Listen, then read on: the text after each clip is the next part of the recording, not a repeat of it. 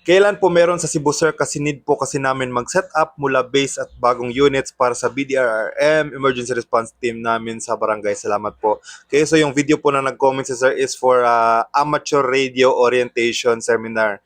Okay, so iba po yung sa amateur.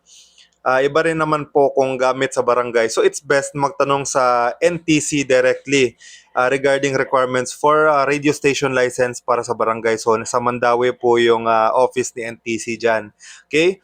At yung gagamit ng radyo, kailangan merong kaukulang operator certificate. Yan, RLM for portable radios. Meron din namang GROC sa base radio, Government Radio Operator Certificate, or at least second class radio telephone operator sa base radio. Okay?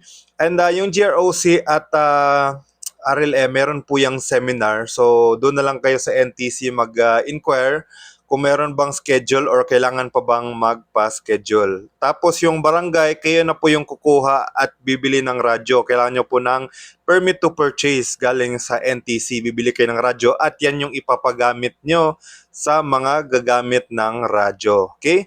So sa barangay is radio station license, sa gagamit naman operator certificate. Iba po siya sa amateur na yung radio station license nila is yan na rin yung operator certificate namin.